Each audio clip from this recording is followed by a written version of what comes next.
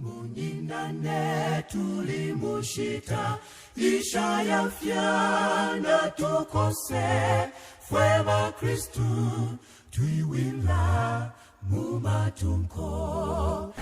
Hello fellow leaders, good afternoon, good evening, whenever and wherever you're watching this video, this lecture from. You are welcome to section 3 of our master guide course. So we've covered section 1 and section 2. In section 1 we looked at the Christian church through the ages. In section 2 we looked at the Advent, the heralds of the Advent message. The heralds of the Advent message. So the first section we covered 8 churches. Then the second section, which is the section 2, we looked at the heralds of the Advent message, and under heralds of the Advent message, we covered the 3 spectacular signs, the 3 special angels, Advent ambassadors in America, Advent ambassadors in other countries. So in section 3, we're going to look at the birth of the Remnant church. The birth of who? The Remnant church. Please, you need to understand this. The Seventh-day Adventist church is the Remnant church. So, we need to understand its origin, its birth. The birth of the Remnant of the Remnant church. So the period we're going to cover is is from 1844 to 1852. That's the period we're going to cover. Okay? So we're going to look at first the second angel's message. The second angel's message. Then we're going to look at the Advent Bible conferences. Advent Bible conferences. From there, we're going to look at the midnight cry. The midnight cry. Then the great disappointment. After the great disappointment, so third angel begins. After that, we're going to look at the Sabbath conferences. The Sabbath conferences. Then we're going to go look at God's gift to the Remnant church. God's gift to the Remnant church. Then after looking at God's gift to the Remnant church, we are going to look at other early pioneers. Then after that, we also after looking at the early pioneers, we'll be done with section 3. Okay, so tighten your belts as we embark on this journey section 3. Okay, now let's begin with the second angel's message. We know that the second angel's message is found in Revelation chapter 14, verse 8. And it says, "And there followed another angel saying, Babylon is fallen, that great city, because she made all nations drink of the wine of the wrath of her fornication." Okay? That's the second angel's message, and we looked at this in the previous section. We looked at the 3 special angels. Now, the second angel's message was proclaimed mainly during the tarrying time between March and the October 1844. Tarrying time, it means long waiting time. Okay? When I'm the case, I want how that is what it means about tarrying time. Between March and October 1844. Tarrying time, again, it means you're waiting for something to happen and it's now taking long. Okay? So if before period of great disappointment, so the second angel's message, the work that God planned to accomplish through these messages was effectively effectively done. Now, what you need to know about the second angel's message here, you should know that the message of the second angel, which is joined with that of the first angel, may at first glance seem unrelated to it. Nevertheless, in this section we shall see how the two messages were joined together. The first and the second angel's messages were given at the right time when the hearts of the people would accept them. The work that God has planned to accomplish through these messages was effectively what? Was effectively done. Okay, the first and the second what? Messages. Okay? And these messages were proclaimed during, especially the second angel's message, the second angel's message was proclaimed during the tarrying what? The tarrying time. Now, vana wa mulungu apa mumvesese mantimvesesane bwino bwino. William Miller pamene anayamba his public ministry in 1831 ngati mukumbuka tinangana William Miller ndiye first Advent ambassador in America. Okay, ndiye wa first William Miller. Now, another public ministry like 1831, and many voices were heard in other parts of the world announcing the second coming of what? The coming of Christ. Nevertheless, the focal point of the Advent teaching was in New England, the northern corner of the United States. William Miller worked almost single-handedly for several years. In 1839 and 1840, men of influence and ability as writers and preachers began to accept the teaching and to join Miller in his devoted evangelism. Okay, so under the second angel's message hapa ndipo mene tipe za information kuti William Miller anayamba ministry mu 1831, then ministry yake anzeli kusebenza kambiri eka ku preaching eka. Okay, now change next to the Bible conferences. Now, from 1840 to 1842, a series of general conferences of Advent believers was held in various cities of New England. William Miller had been unable to attend the previous meetings, but one in his hometown enabled him to meet with earnest scholarly and skillful men who had joined the movement, some through the teachings, some through his teachings, and some through independent studies. Okay, some through independent studies. Now we are told that about 200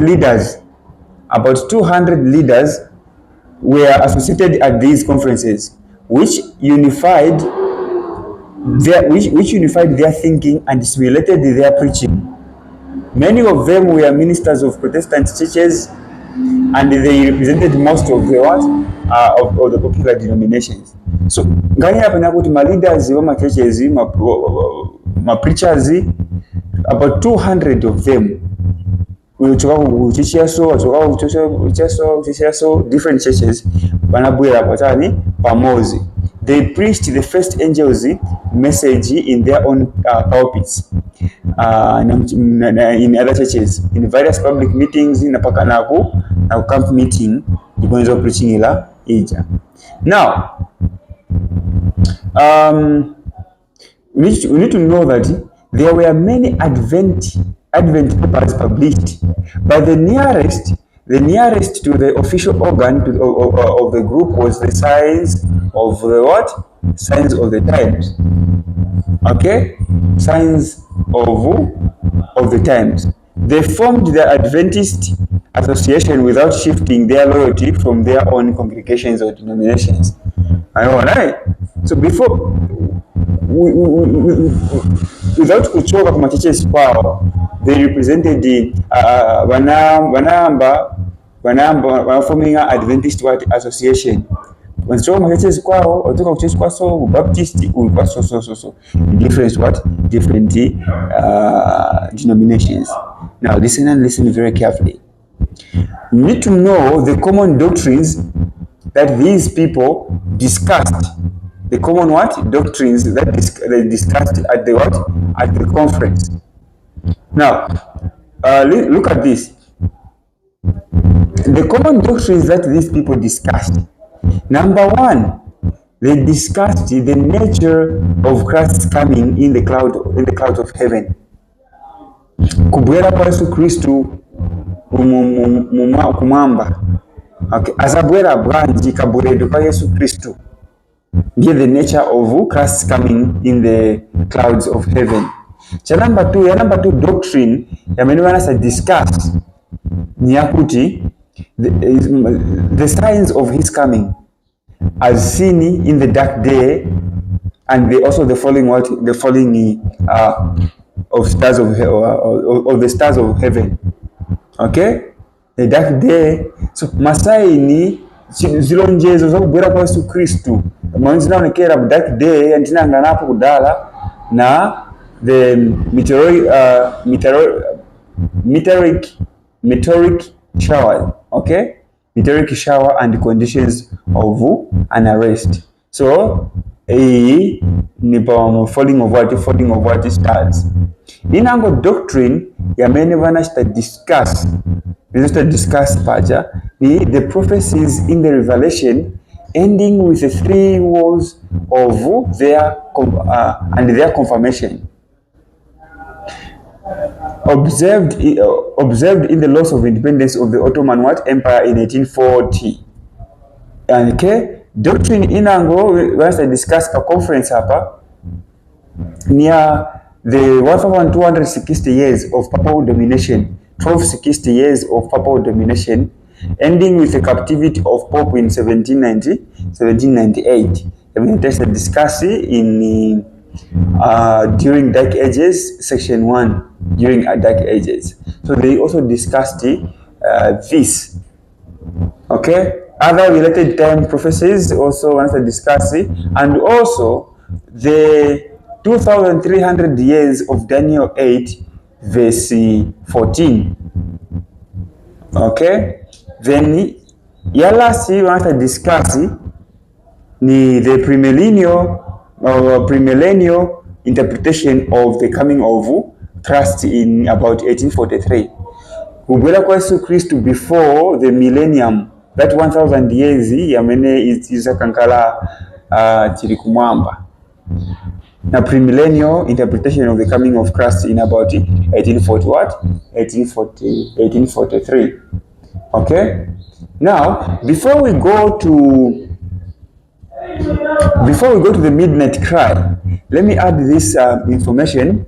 Palima doctrine, and this information is very, very important so to stay understand the content of the midnight cry.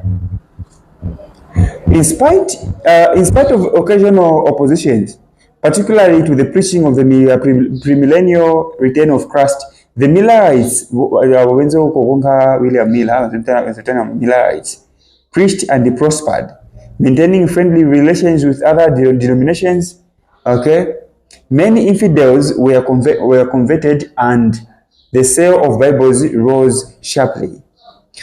So what they say, I mean, whether be church or denomination or religion, wanatembenuka wonse chifuka chachani cha William Miller, movement ya William Miller, ni ya Millerites. Charles Fitch mkumbuka Charles Fitch wa Ujawamene enzeli gifted and contribute to the movement in 4 ways. He was a preacher, a songwriter, a writer, and also an artist. Charles Fitch, in the summer of 1843, tukuti anaba printing a sermon, okay, applying to the Revelation 14 verse 8, which is the second angel's message, and also Revelation 18 verse 2 to 4. To the Protestant churches, as well as the Roman Catholicism, and about printing masemoni aja na kuwasendinga kwa ndani na kusendingira Protestant churches and the Roman Catholic Church. Anakamba kuti both branches of Christendom had become Babylon and they had fallen by rejecting the message of the what? Of Christ's second coming. Ndiyo vile second angel's message.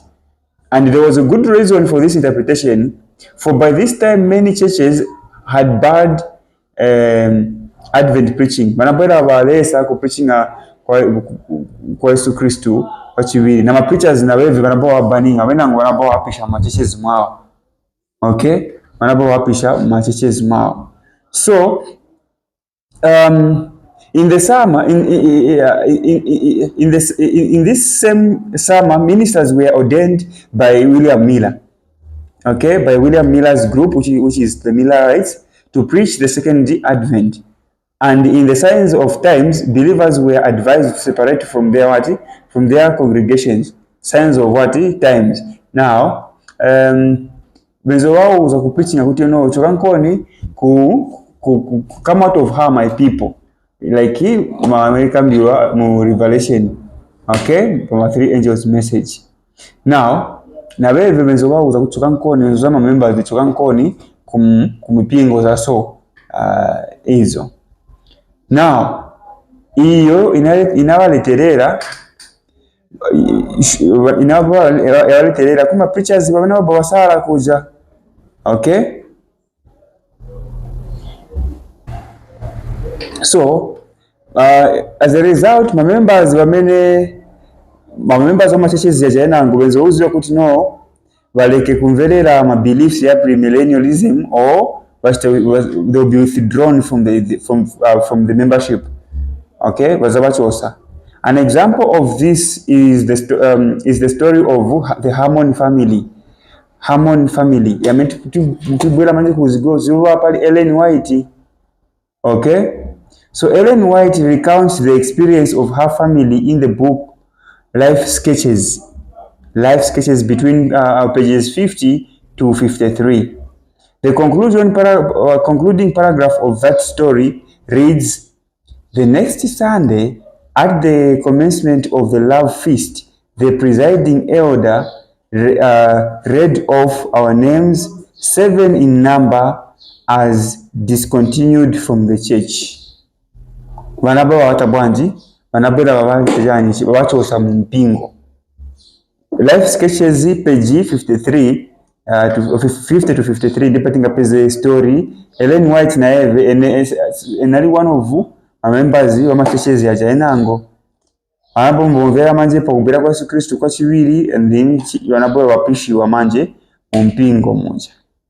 Okay, so when some of the Advent preachers applied the term Babylon directly to the churches that rejected the doctrine of the judgment and the return of Jesus, the message of the second angel was joined to that of the first.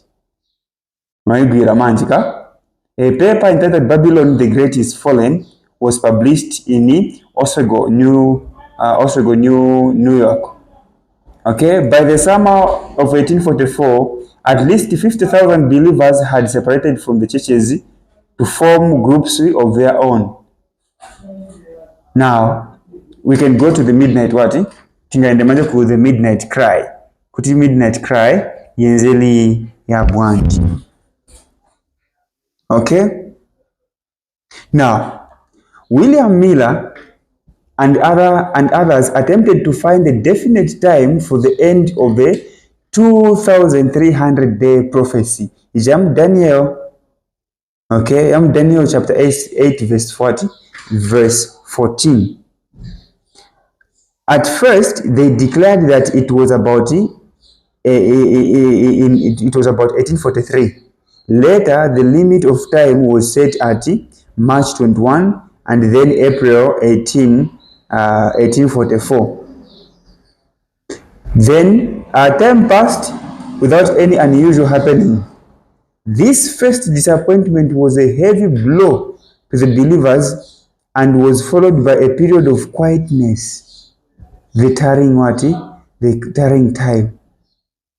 They were quiet of the parable of the 10 virgins. Tikonke Sazingokamba about the 1844 great disappointment, 1844 great disappointment. Let's understand community great disappointment na mane venze bwanji na mamene venze lili. Okay? After this disappointment, the scholars returned to their books and they discovered their error. Discovered what? Their error. 2,300 years or days prophecy would include the complete of what? Of the 457 BC and AD 1840 what? 1843. 1843. Okay? 1843. Okay? Okay, so now political midnight cry.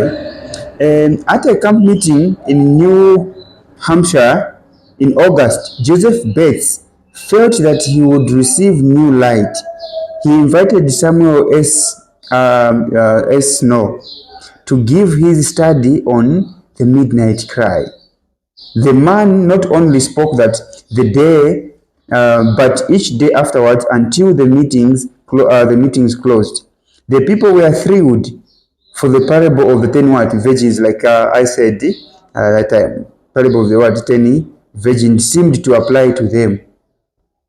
Brother Snow explained that the Advent people had expected the Lord to come in the spring of that year, but had not been forced to wait.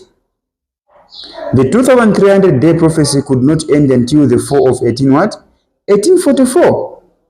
A close study of the sanctuary and its services revealed that the cleansing of the sanctuary occurred on the 10th day of the 7th month. This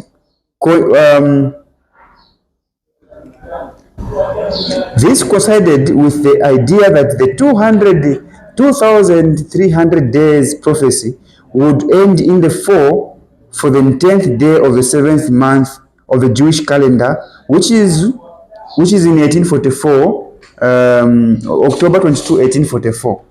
So after studying Ayifuti, panabwelera kutani ku members bao.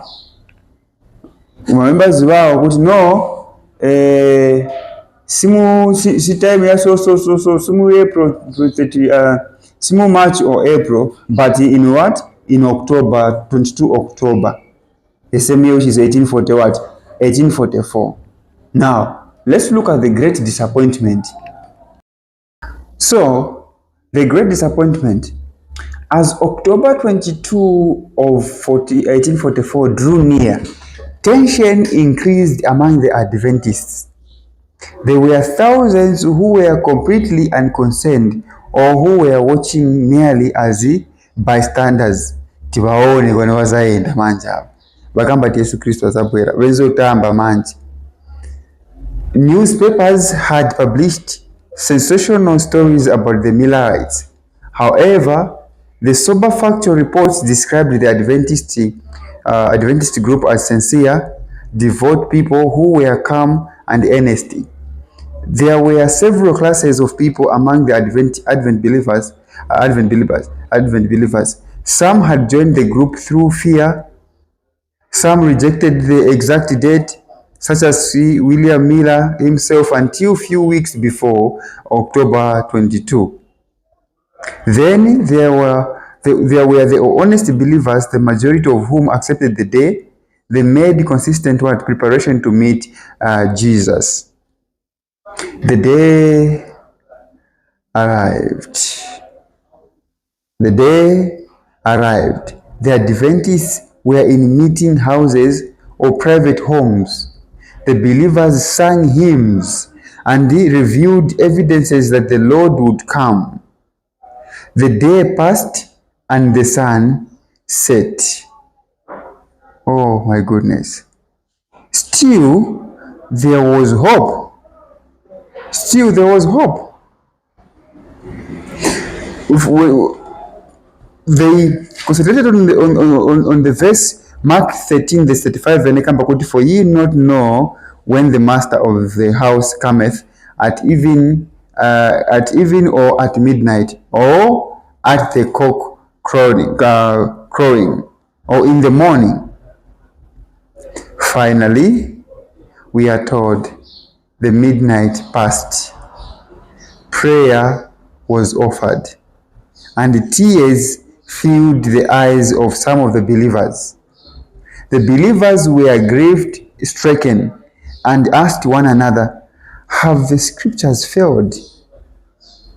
Further diligent study would reveal that the time prophecy was correct, but the event to take place had been incorrectly interpreted. The time prophecy was okay. But the event to take place that day had been what? Incorrectly interpreted. Now, Hiram Edson said, Hiram Edson said, "There is a God in heaven. He has made himself known to us in blessing, in forgiving, in redeeming, and he will not fail us now. Sometime soon, this mystery will be solved." Hiram Edson. Many Millerites drifted away soon after the disappointment. Vanasekewa bantu ba Mulungu. Vanasekewa. China chamanyazi. Si vanalime. Vanagulisa vintu. Malandi vanagulisa. Na kupreachinga kuli wale uti, "Oh, Babylon has fallen. Hey, you, whatever." Kupreachinga kuli mapingozi ya zinango. Bantu wendochoka ko kuja, wendochoka ko mpingozi ya zinango. Now, ivi vachitika, then bantu wendombekeza. Remember ma newspaper hapa printinga.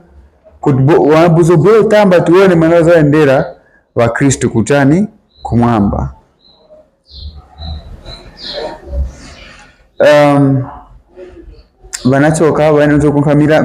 William Miller Millerites drifted away from the disappointment, though a substantial group held together for several years.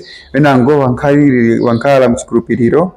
William Miller died in December 1849.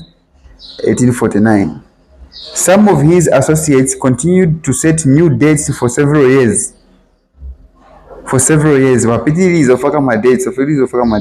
Now, they became the evangelical Adventists.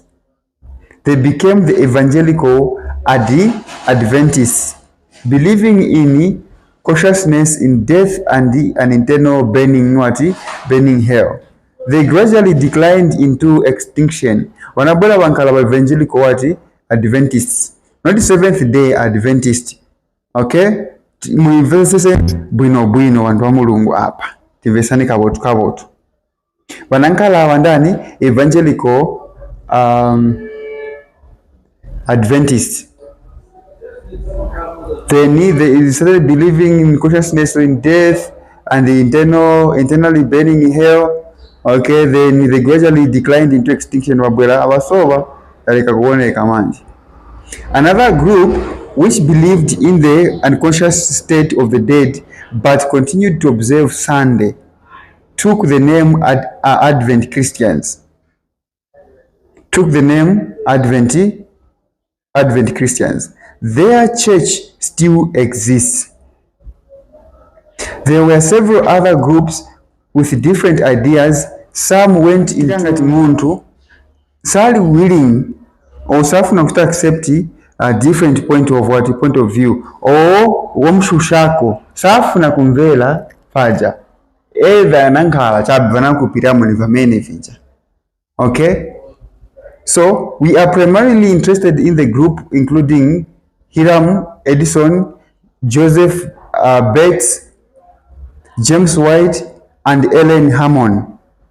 We are interested in this group, who formed the nucleus of the Remnant Church. James and Ellen were united in marriage in August 30, 1846. They wanakwatirana mu 1846. Joseph Bates, and Ellen White. James White. James and Ellen Hammond. So these form the nucleus: Hiram Edison, Joseph Bates, James White, and Ellen Hammond. Ndiyo forming a nucleus of the remnant church. Yes, vosali wanasalira manje baja. Okay? Now, those who were to form this nucleus shared the bitterness and the heartache of the disappointment with other believers. Most of those gathered at Edison's farmhouse went sorrowful home on the morning of October 23.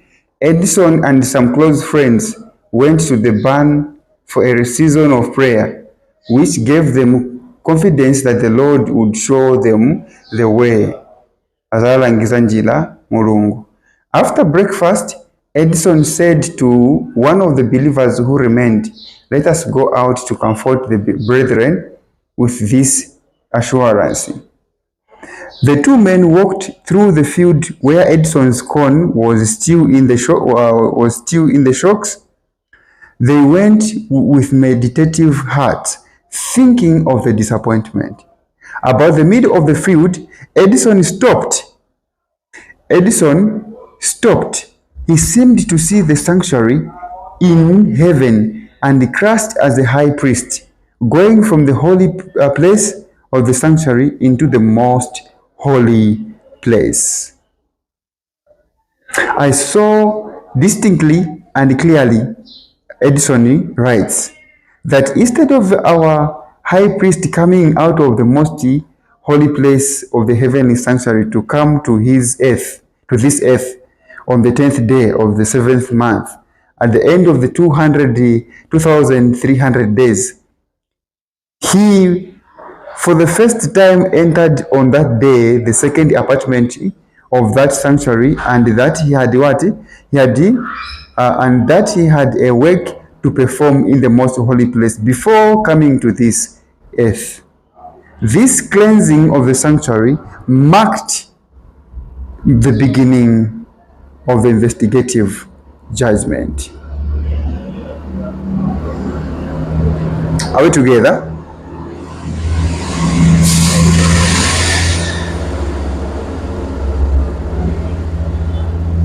Okay.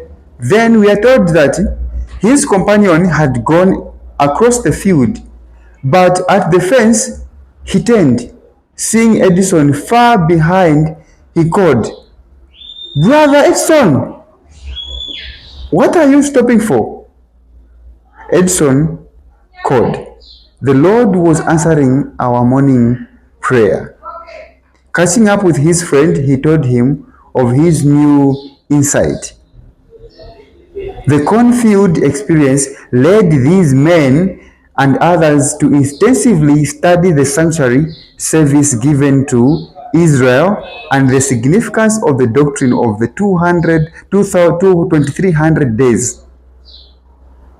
They published their findings in Advent journals, and Hiram Edison called a conference later in 1845. Now, the mystery was resolved and the dates confirmed. The message of the first angel continued as present truth. It was and it is a powerful doctrine to turn sinners to Christ in this time of judgment. The second angel's message held significance for the period preceding the disappointment and holds additional significance for the future. Okay, so thinking about the third angel begins. The study of the sanctuary was the key that unlocked the mystery of the disappointment. It was also a key to the central doctrine of the third angel's message, which points especially to the law of God and particularly to the consequences of all transgressions. Now, there was a link between the third angel's message and the Sabbath.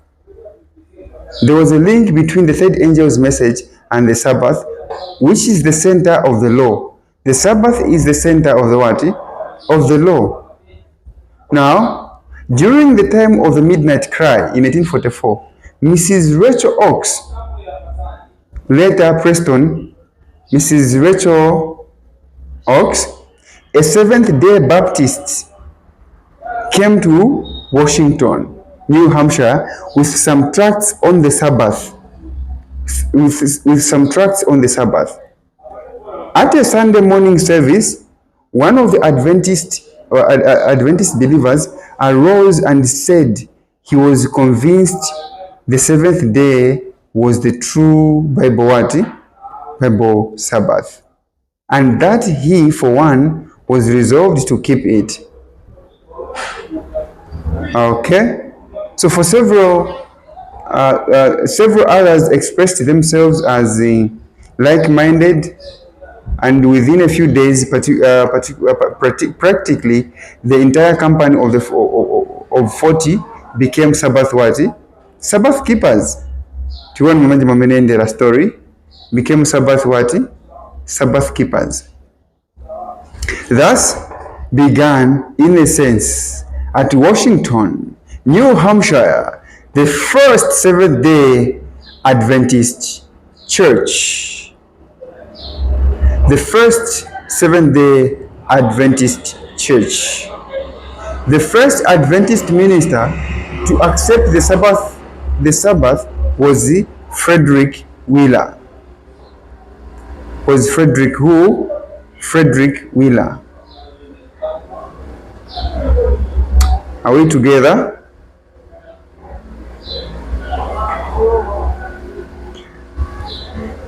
Adventists as a holy body were called the Sabbath.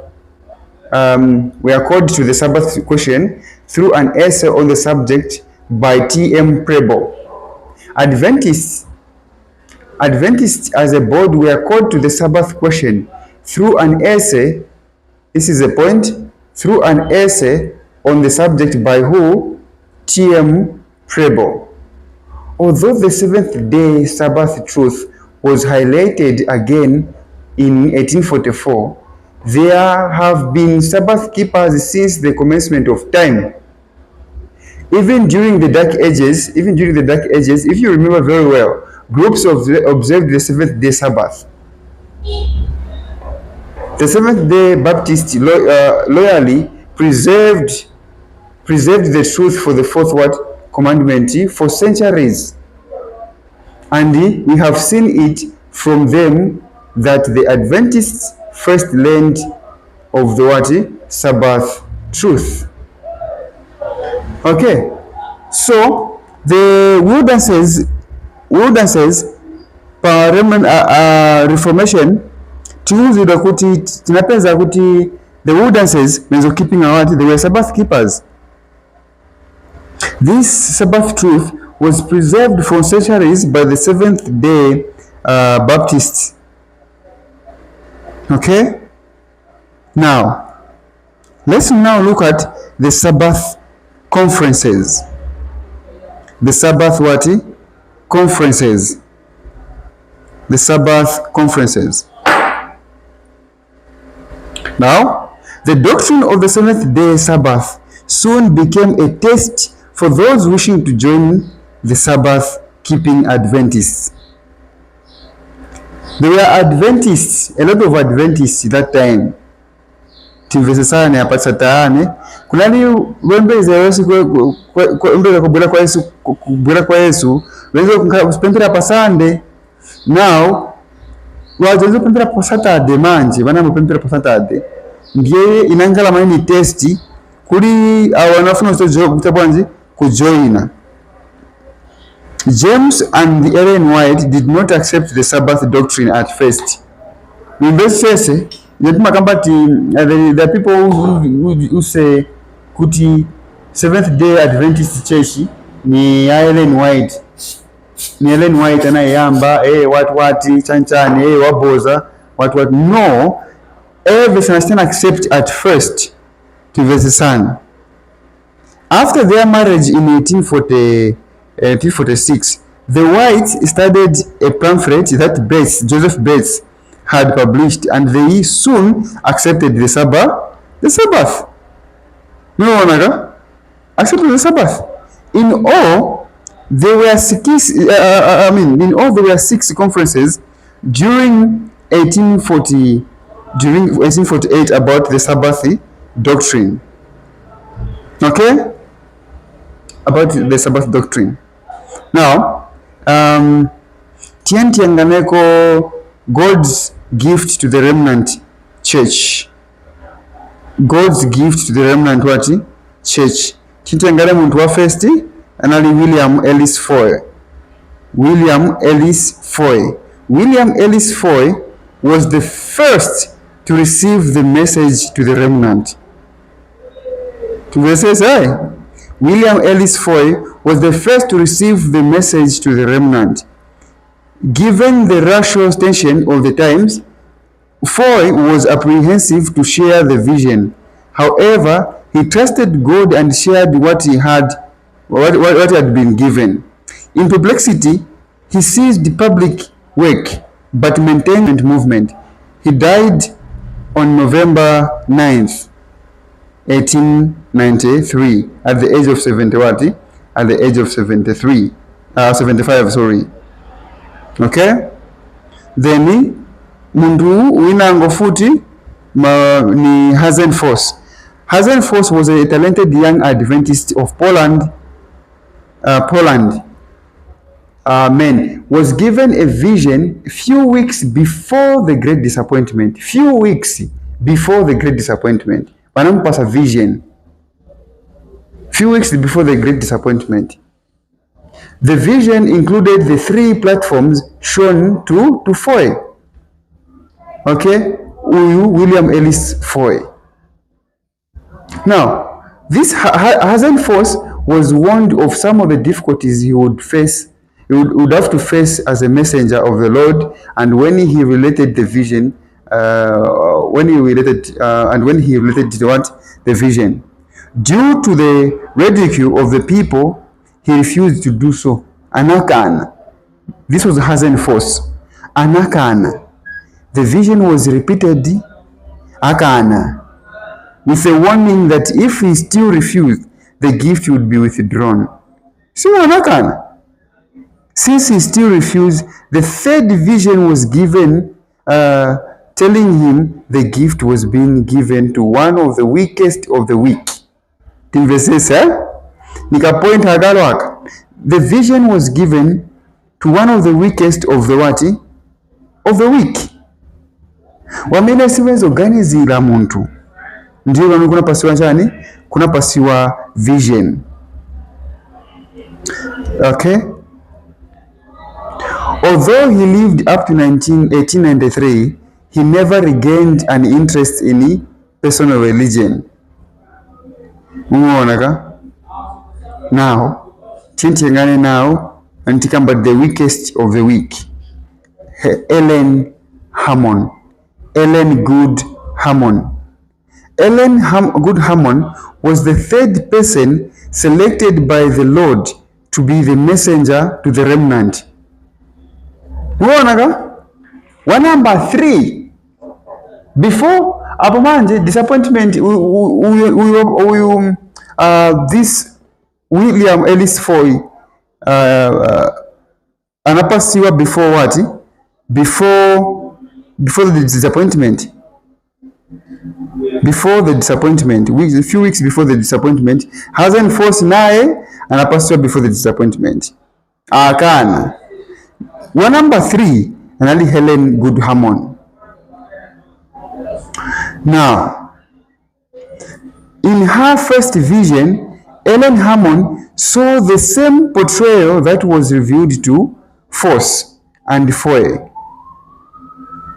The vision depicted the journeys of the people of God on their way to the kingdom.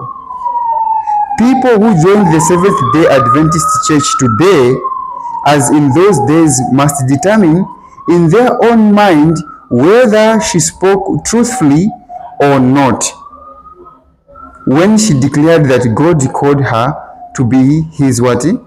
His messenger. However, we are not left in doubt because the Bible gives important tests by which we may check the claims of the writings of Ellen White. Now, before I go to the writings of Ellen White, let's get back first here on this point. People who join the Seventh-day Adventist Church today,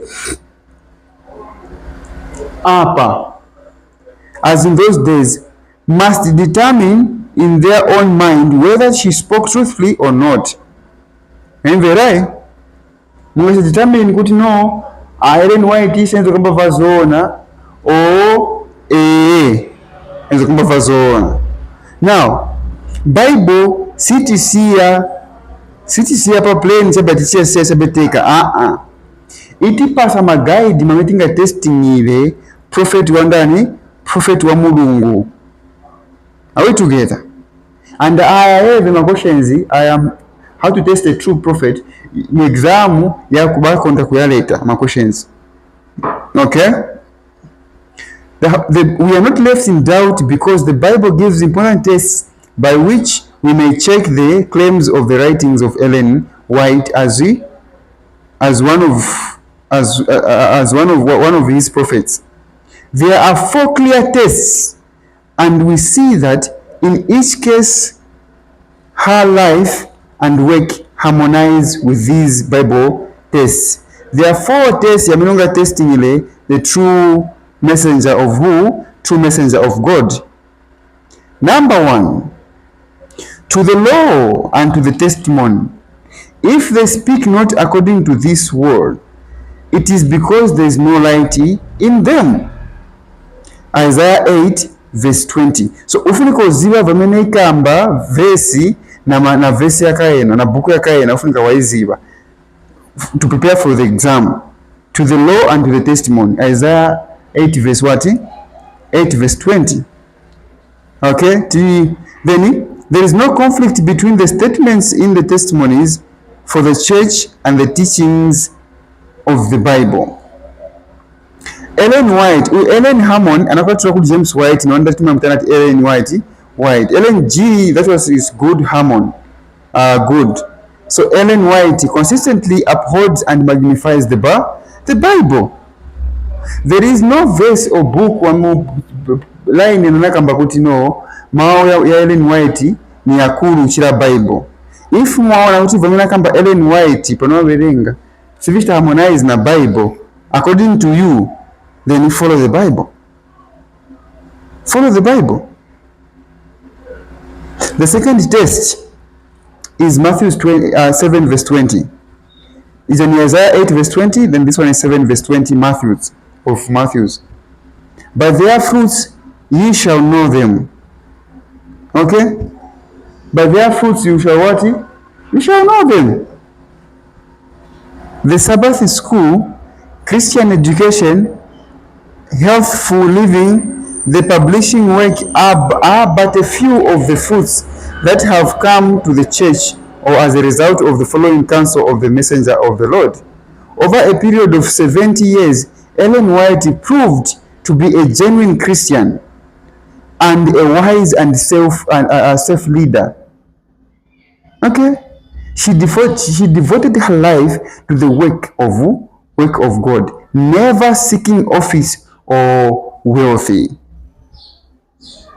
The third test of a true messenger or prophet of God is found in Jeremiah 28 verse 9. When the word of the prophet shall come to pass, then shall the prophet be known. Then tizaziwa kuti mneneri wachani ni wazoona. Okay? Ni wazoona. But we should take note, we should also be cautious because venango wangakambe vaibwe vachitika, but they're not the prophets, they're not prophets of God. Okay, tisabale kuti even the devil has power. The devil has power and can review some of the things ku bantu so that mukurupirire.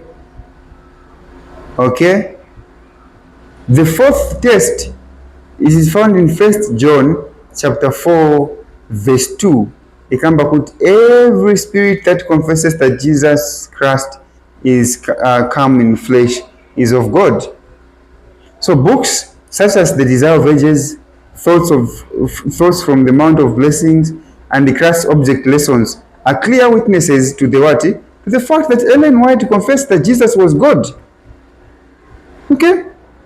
Yes. So these four are the four tests. By the way, fellow leaders, memorize these. You need to memorize these four tests of what? The true messenger of God. Now,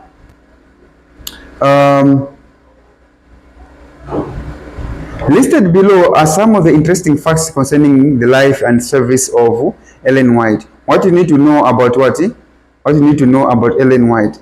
So Ellen Good Hammond was born on 26th November 1827 on a farm at Gorham, Maine, about 12 miles west of Portland. Okay, Portland. With her twin sister, she was the youngest of a family of 8. She was the youngest of the family of what? Of 8. Another thing that we need to know is that a turning point in her life came when one day she was crossing a park. She received a blow on her face by a stone thrown by another girl. Okay? By a stone thrown by another girl. In 1840 and again in 1842, Ellen Hammond with her family listened to William Miller's doctrine. William Miller's doctrine of the imminent advent of Christ. They accepted his teachings while remaining Methodists. Ababenzera ku Methodists after that they were expelled from what? From the church. Methodist what? Church. Number 4 facts about Ellen White is that her family was among those who accepted the midnight cry to forsake and leave the apostate churches. They were among the company that experienced the what? The great disappointment, but remained firm in the Advent message. 5. Her first vision occurred shortly after the great disappointment. She was just 17 years. You see? This is what I was saying in section 2. That the Seventh Adventist Church, this movement, is about my youth. Mulungu asenza my youth. Osambeta tukakote ndipo nukasenzere mulungu. Kintu usenzere powerest, we still have what? We still have the vigor, the strength. Pianist received first vision as she had been 17 years, and she was shown the progress of God's people towards the heavenly world, home. Number 6, in April 1847, she was given a vision of the Sabbath. She saw the 10 commandments with a soft halo of light. Okay? Soft halo of light around the 4th, and heard an angel confirming its importance. The importance of the Sabbath. The importance of the Sabbath. This was in April 1847. The 7th fact, Ellen White, for the next 70 years, her work was to receive counsels from God and give them to his people. Number 8, the messages that Ellen White received from God were usually given to her in vision form.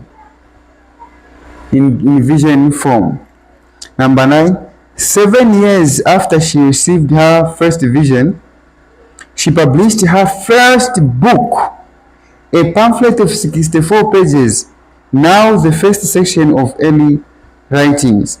The writings of Ellen White are termed Spirit of Prophecy writings.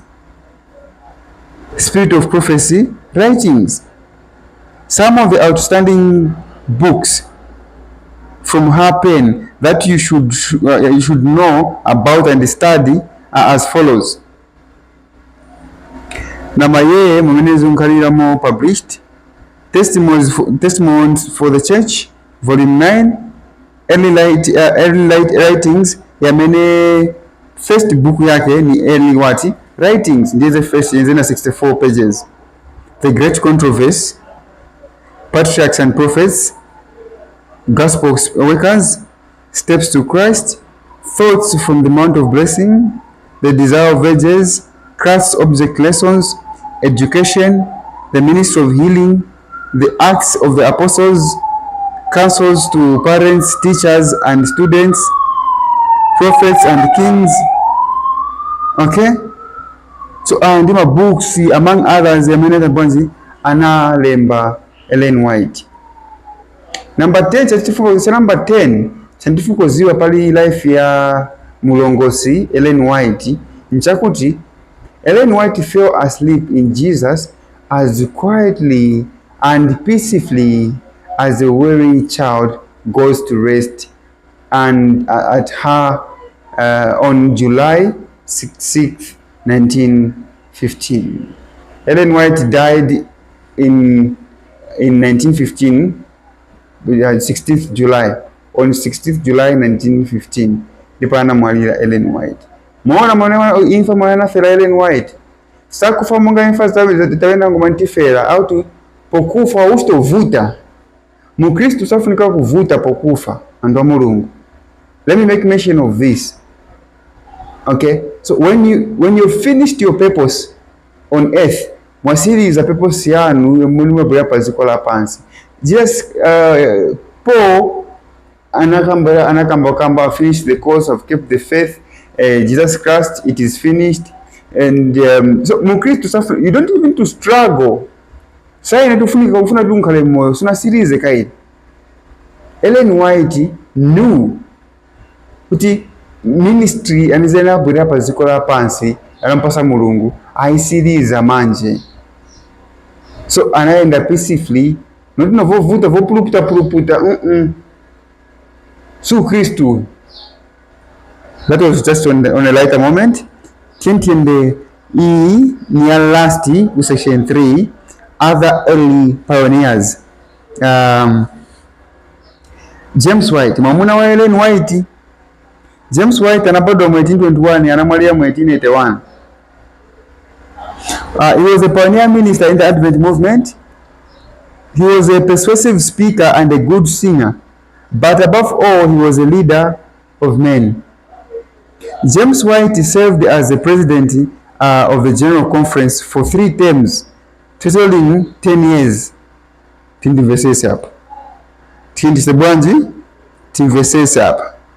James White served as the president of the General Conference for 3 terms, totaling 10 years. Ana serving terms yangati ya 3. Then Joseph Bates, he was he had risen from a cabin boy to captain. He had given up the use of alcohol, tobacco while sailing the seas. We are told that Joseph Bates was 50 years of age when he was called to preach. He was the first leader, of the leaders who later became Seventh-day Adventist ministers to accept the what? The Sabbath. He also wrote the first comprehensive Sabbath tract that was printed. Okay? He died in 1872. We have John N. Andrews, John Nevis Andrews, anabadwa mu 1829 anamwalira mu 1883. He was but 15 years when he shared in the great disappointment. Another 15 years bamene ana sharing mu great what with the great disappointment uja. He began to preach at the age of what 21. He was among the leaders to accept the first leader to accept the Sabbath truth. Okay, ndiye wamene John N. Andrews ndiye analemba history of the Sabbath. He wrote history of the what of the Sabbath. He laid out in studying God's plan for gospel finance, from which was developed the tithing system as we know it today, systematic benevolence. Okay? Ndiye ni John N. what? John N. Andrews. He was sent to Europe in 1874 as the first official overseas what? Missionary. John N. Andrews. Now, John N. Andrews was the third president of the General Conference. Another pioneer wametufunga kutukuziwa ni John N. Loughborough. John Norton Loughborough. Now, anabadwa mu 1832 anamalira mu 1924. He preached for the Adventists from the age of what? 16. He had not heard the Sabbath truth until 1852, when John N. Andrews explained it so clearly that he accepted it immediately. When he worked with Amy Cornell in the 1850s, before ministers received salaries, he worked with Amy Cornell. He labored at any work he could find for 4 half days a week, and he preached the rest of the time. Let's now look at the first general president of the Seventh-day Adventist Church, John Byington. John Byington was born in 1798 and died in 1887. Is best remembered as the first general president, as the first president of the General Conference. Okay, his daughter Martha was a school teacher. He had given his home to be used as a school. The early Sabbath keepers gathered at his property, on which he built an Adventist church. Now, Uriah and Annie Smith. Uriah and Annie are Mozi because there is something special about these two. Uriah anabadwa mu 1832, Mariam 1902. Annie Smith anabadwa mu 1828, anafa mu 1855. These were two promising young people, brother and sister, who were teaching when the Lord called them to work for him. Annie Smith responded as a result of a dream about Elder Joseph Bates, whom she heard speaking very soon after. Okay? She was an ardent worker, best remembered for her poem. Okay, Annie Smith, her poem, many of which were used as hymns. Mapoemu yake as nyimbo. Life yake ended prematurely in 1855 as a result of tuberculosis, TB. Anamalia na TB mkashana. Uriah Smith was the first General Conference Secretary. What do you say? Amen, amen indeed. Uriah Smith was the first General Conference Secretary. He was an editor of the Review and Herald and author. Okay? Thoughts on Daniel and Revelation is the work by which he is best remembered. Uriah Smith. Ndiye authoring thoughts on Daniel and the Revelation. ndiye weki akumbukirwaho mushemushe. Tintamyangana kudala Frederick Wheeler, but tintamyangana po futi. Frederick Wheeler anabadwa mu 1811 anamwalira mu 1910. He was the Methodist Adventist preacher who lived in New Hampshire and pastored the church at Washington. He was essentially the first Seventh-day Adventist minister, like I said, to accept the Sabbath truth. He was the first Seventh-day Adventist minister. Frederick